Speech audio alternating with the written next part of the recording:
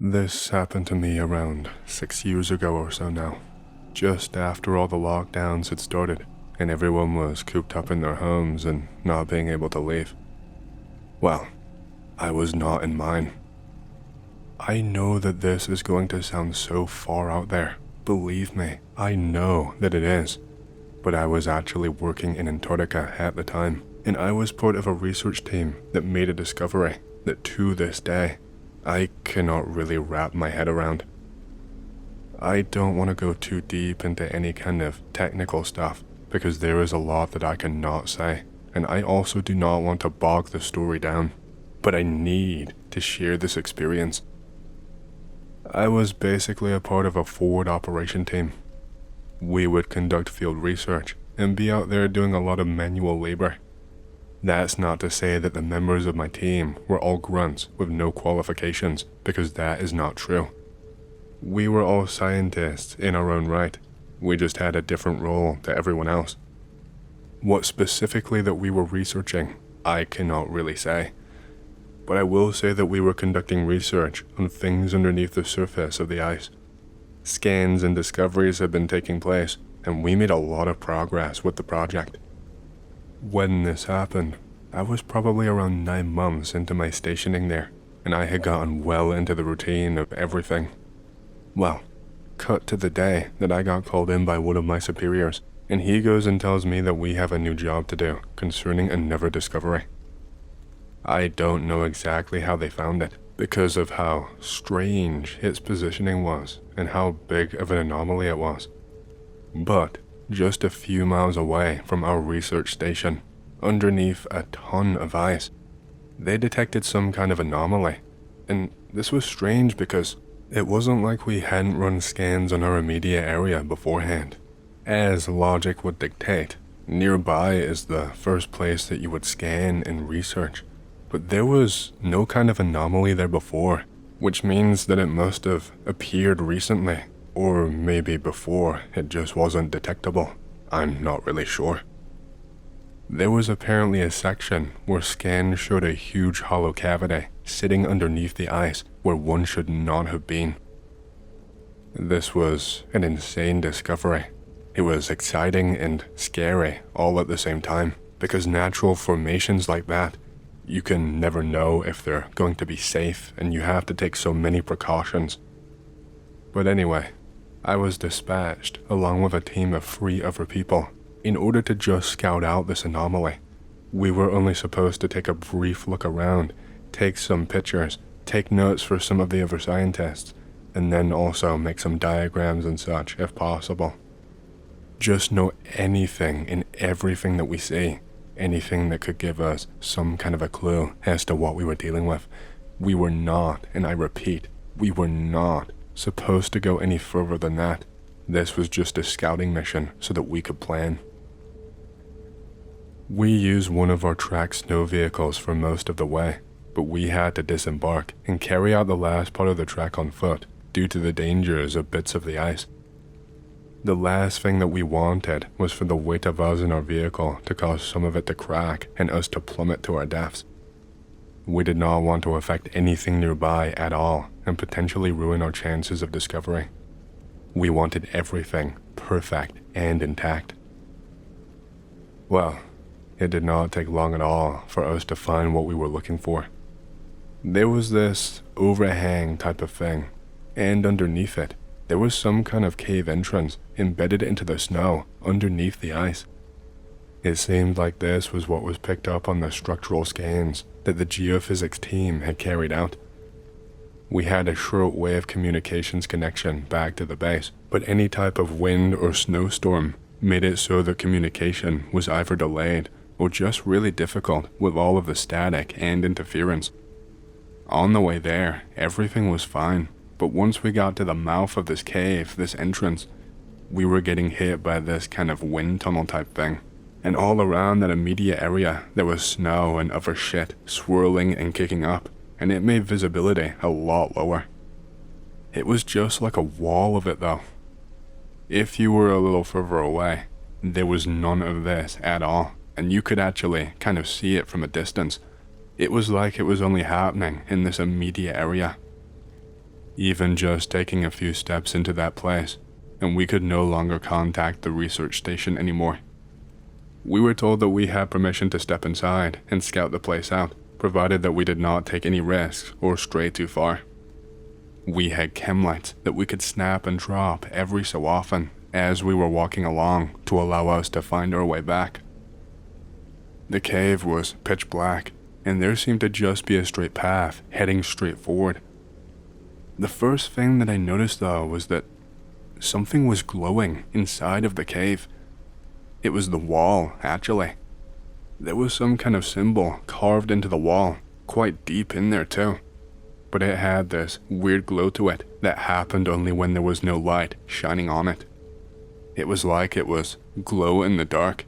It was just emitting this bluish light that seemed to almost pulse, almost imperceptibly. But maybe that was just my eyes playing tricks on me in the dark. I had never seen anything like it before in my entire life. I ran my fingers over the carving and it felt pretty rough. Taking off my gloves and touching it with my bare hand, it actually felt weirdly warm. Not like boiling hot, but like a moderate temperature. Warm in comparison to my surroundings at the very least. It did not take long before this straight shot came to an abrupt end and an abrupt drop. We didn't even walk for that long. There was just a dip in the ground, and looking down, it looked like there was a fairly steep drop, one that would require carabiners and a harness to descend down safely. I mean, I don't think it was so far that it would kill you, but you definitely would not be able to walk properly again if you just dropped. I would have estimated around 15 to 20 feet or so. We had no guidance at this point, so everything was completely up to our discretion on what was considered a risk or not. No one at all wanted to head back at the sight of all of this, so we made the preparations and we headed down there one by one. In retrospect, it was very stupid and definitely pushing the envelope in terms of the definitions laid out for us. I was unfortunately unlucky enough to be the first person sent down there, so I was trembling and shaking and I was really nervous. I don't know why. I never got nervous on these types of explorations, but now I was shaking. I was sweating. Once I got down to the ground, I could see that we were in some kind of chamber, I guess, but it was pretty massive. This was obviously what they had detected. I don't know though. Something about it just really struck me as odd. It did not seem natural at all. I just got the feeling that it seemed almost like it was purposefully made or designed. With the way everything was laid out, and like the shape of the walls and how they formed, it was a little too perfect if I'm being honest. The howling sharp wind was gone down here, and I have to say, the air felt oddly thick. I actually felt like I was sweating, and that wasn't just from the anxiety anymore. And it felt like taking a breath into my lungs took a lot more effort than usual. I felt like I was trying to breathe in like a thick fog, something really heavy that was sticking to my lungs as I breathed in. The chamber was massive, and there were things scattered all over the place. The main thing down there, though, was the structure that was in the very center of this chamber. It was this giant, hulking stone structure in a shape that I kind of struggled to describe. It had a stone foundation actually built into the ground, and on the top of this was the structure that was like, it was almost oval-like, but at the bottom, the two lines curved into the ground and almost looked sharp. And up above at the top of the structure, there was a bit of stone that curved over the top of it. It was so odd, but there was nothing in the middle. It was just this empty space in the middle of where these two things connected. It almost looked as if it were two gnashing teeth that only intersected at the bottom. The stone it was made out of was mostly this slate gray color, but at various points, I could see that some of the structure was made out of something that looked almost like a solid black color. The texture of it looked different. It looked almost shiny or glossy, and you could see the entire room reflected in these bits of stone. I don't think it was stone, but that's the only thing I can say it was. That was it, on the structure at least, because there were more of these things built into the stone foundation in the bottom in a pattern that didn't really seem to make sense to me.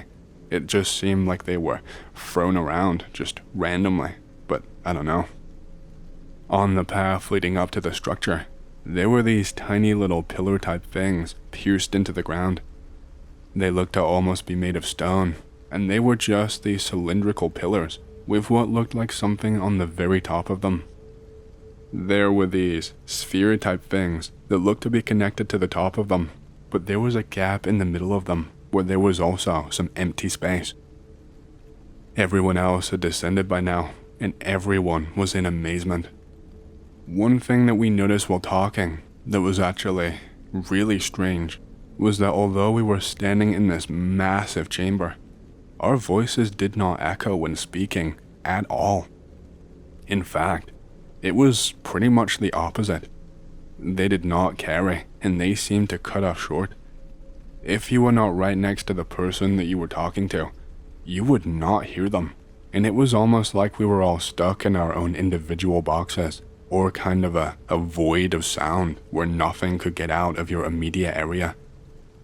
We tested it out where one of us stood just a few feet away, and we didn't even hear the guy muffled or like just at the very edge of our hearing. We heard zero noise coming from him at all. It was so strange, and no one really had any kind of explanation for it. I was really hesitant to approach anything in front of us, and I actually suggested that we should just snap a few photographs and then head straight back to give a report. That way we could plan and prepare for a proper excavation with proper equipment and proper safety measures put into place. I was basically blown off by the other three, and my idea was completely shut down despite my aggressive protesting. I don't know what it was about this place that was making these seasoned veterans with decades of experience suddenly just lose all sense of logic.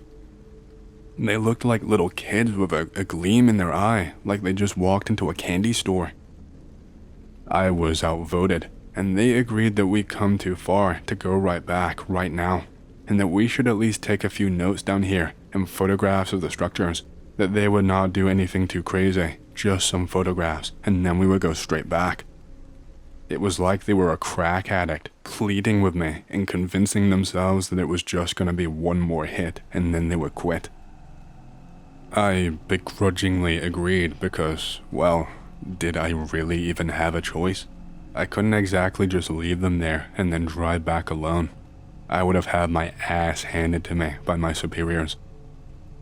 One of the crew, I will call him Edward for the purposes of the story, he was up near the structure in the center and just messing with things.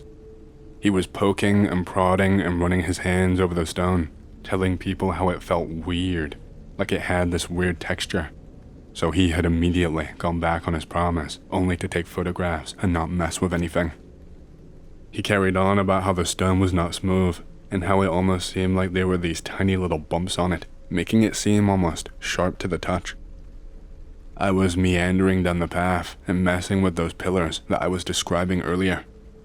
If I am being honest, I wish I didn't.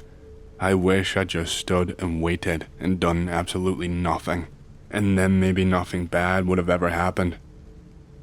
I was kneeling down, and this specific one I was next to, I could almost feel something coming off of it, something heavy in the air at the very least. I could feel that the air was hotter in the direction of this pillar. They were quite small, by the way. Like I said, I had to kneel down to be able to reach the top, but there were so many of them leading up to the path, and even placed in a circle around the big structure. I put my hand close by to it, and I actually felt this jolt, like static electricity in the air. I tried to tell people, but of course, no one could hear me because they were not close enough, so I just carried on. Even against my own advice, now I was being stupid, and the worst part was, I wasn't even thinking about it. In my head, I wasn't sitting there questioning why I was doing this. I don't know what happened. It was like I got sucked into everything. I got caught up in everything. It seemed like the air was getting thicker with each passing second that I knelt down there, and I actually felt a tiny shock on my tongue when I breathed in close to this thing. When I felt the shock, it was like something just switched on inside my head. It's really, really hard to describe. My head suddenly felt heavy. It was suddenly really hard to think.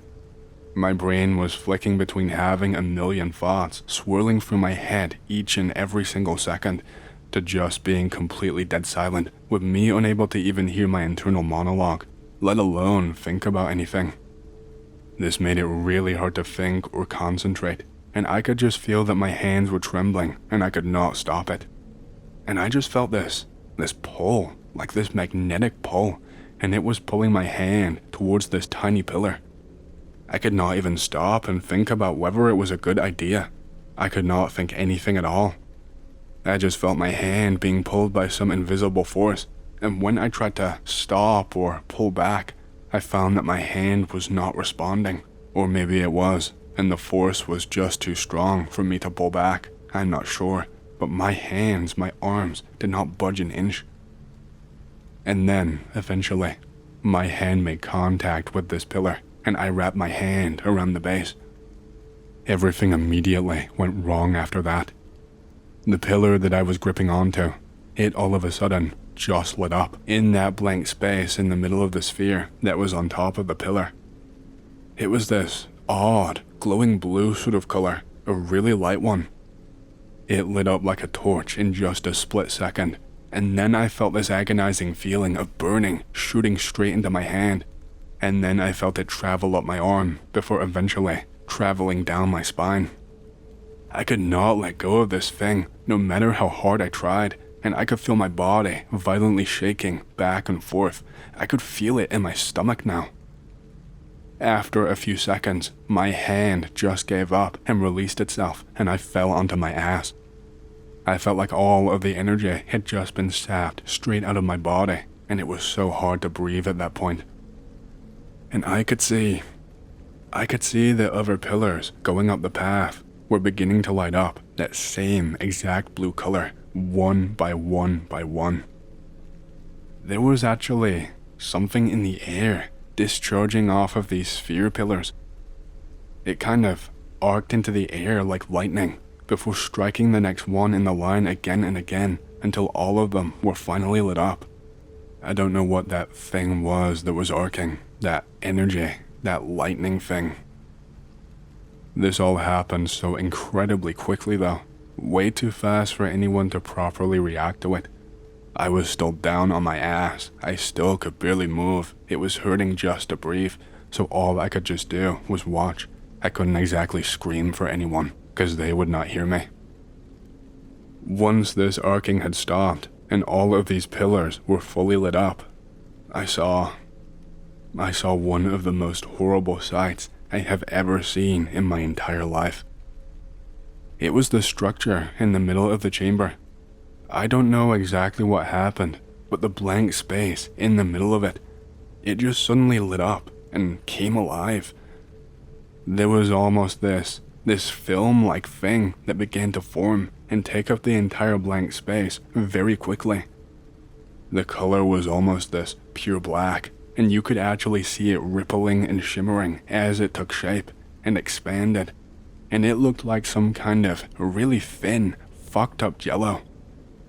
But the worst part was Edward, who was stood underneath this thing in the middle where the blank space was. He was stood there when this happened because he was still investigating it. It all happened so quickly, it was hard for me to process, and it's hard for me to describe now. It still makes me feel sick. It makes me tear up. 1 second, Edward was in the middle of that thing, hunched over and scribbling something in a notepad.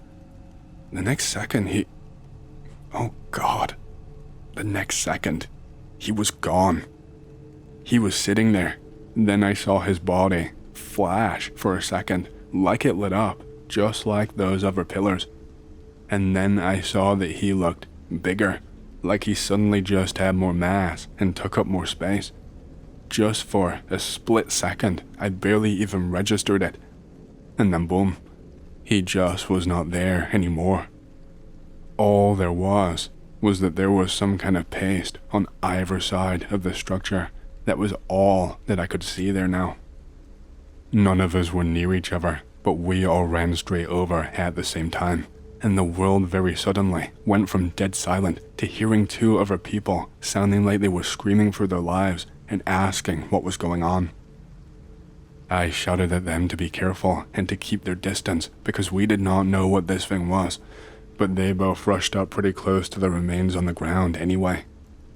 It was even more horrible to witness up close. All that was left of Edward was a smear of paste that looked like a mixture between brown and red, and just these vaguely human chunky bits that was spread all around. We did not have time to sit and process what happened because that structure, it almost started to stretch where the black shimmering part was, like stretch apart from each other and form a gap. And I know this is going to sound insane. I know you're thinking, how can it even get more insane? But I saw something step through it. This thing was short, maybe only 3 or 4 feet tall, but it was actually using its hands to pull this black film apart, and then it just stepped through. There was nothing on the other side except for empty space. It should have been fucking impossible.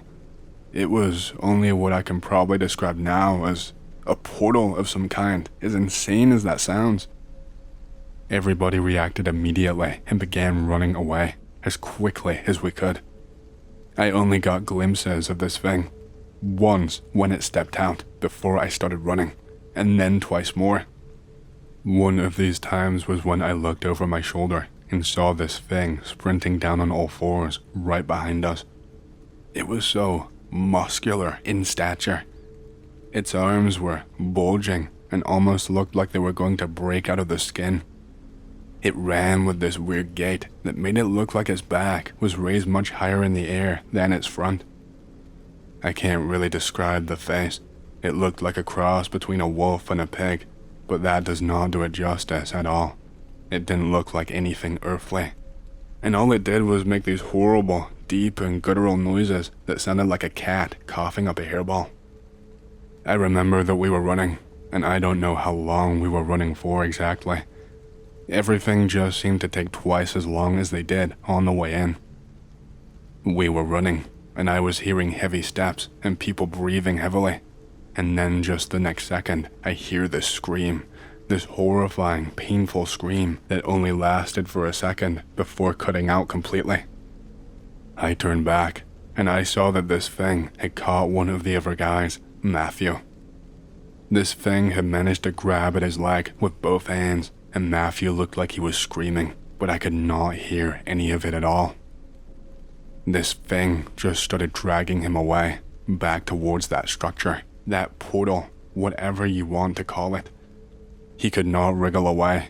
This thing was too strong, and I was too much of a pussy to try and go and help him. I am ashamed to say that I watched a man die that day.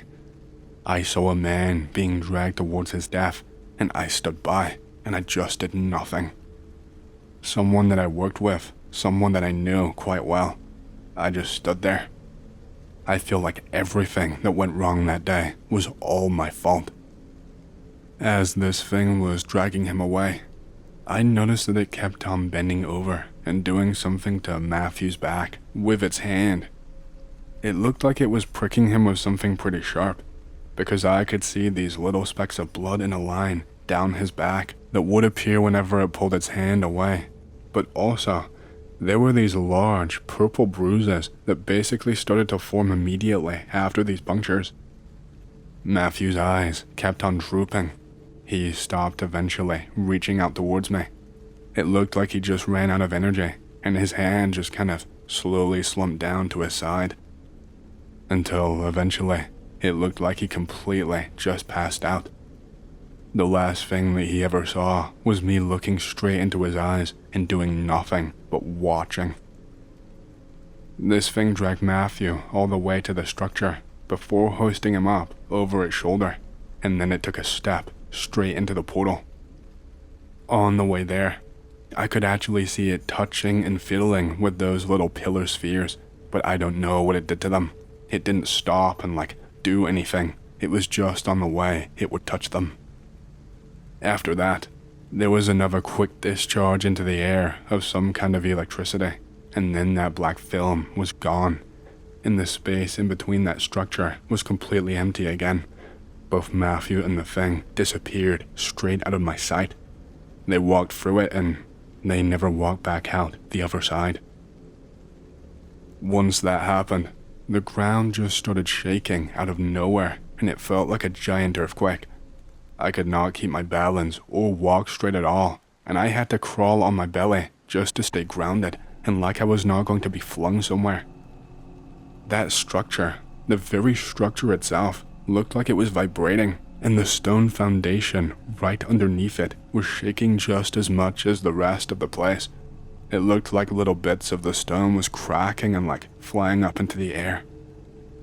And after this, I don't know how to explain the mechanics behind exactly what happened, but this structure, it started to actually sink right into the ground. The stone foundation underneath was shaking so much that it was crumbling, and I saw the structure start to descend and droop to one side, and it just kept going further and further down straight into the ground. I don't know if there was more empty space underneath that chamber or what. By the time I and the last guy got to where we needed to ascend, the structure had vanished almost entirely out of view underneath more earth. More of the ground around down there was cracking and was becoming pretty unstable to walk on, and so we did not waste any time loitering around, and we just hauled ass out of there. We had a pretty close call because some of the ice from the ceiling and on the walls was starting to fall off in chunks, but we eventually made it out of there in one piece. If you can even really call it that after what we had to witness. Once we got back up to the surface, and we managed to walk the however long it took to get out of that long narrow strait, we got back into the vehicle. That drive back was the longest, most awkward silence I had ever experienced in my life. I didn't even bother radioing in. I thought it would be best to explain everything properly in person once we had gotten back there. I mean, what could I even say on the radio that wouldn't just sound callous and unfeeling, and that wouldn't make me sound like a crazy person? Let's just say that none of it went over well at all. We were heavily reprimanded for taking such dangerous risks, and with people ending up dead. They were angry, telling us that we pretty much jeopardized the entire operation just because we were selfish and wanted to get a look before anyone else. I mentioned the structure itself, but myself and the last guy agreed that no one would believe us about the rest of it, that we would be looked at like we were crazy people and be immediately blacklisted from all projects in the future. Well, that pretty much ended up happening anyway. We explained the depths as unstable structures beneath the ice, and we explained that some of the walls broke off in the shaking and killed Edward and Matthew. It was a story that I just kind of pulled out of my ass, but they seemed to buy it, I think. We were confined to our sleeping quarters for multiple days while they conducted an investigation, is what they told us, and we were not allowed to leave, and we had food actually brought straight to us a few times a day. We were eventually informed that effective immediately, we would be removed from the project and shipped back home. It was basically implied that it was going to be the end of our careers on any kind of projects such as this one. There was a lot more to it than that, a lot more discussion and arguing, and especially a lot more of me being shouted at and being called a moron. There was also a lot more investigation too. It took a long ass time. I handed over whatever data I had managed to recover, and also my own, and that was pretty much that. I handed over scribblings, photographs, writings, diagrams, any notes that I made. All of it was taken from me. It was in my contract that basically anything I did there, or anything that I had there, that it would become their property, and that I could not legally take it. I have no idea whether anyone else was sent, or if things were just called off after that. To this day, I do not know what I saw, or what I experienced. I don't know what the hell that thing was. I wish I had more answers. I just can't get that image of Edward out of my head. Him going from standing there and being so excited to just being paced on the ground. I can't get rid of Matthew's staring, haunting and judging eyes that I see every time I try to lay down and sleep. I don't think I will ever get over this.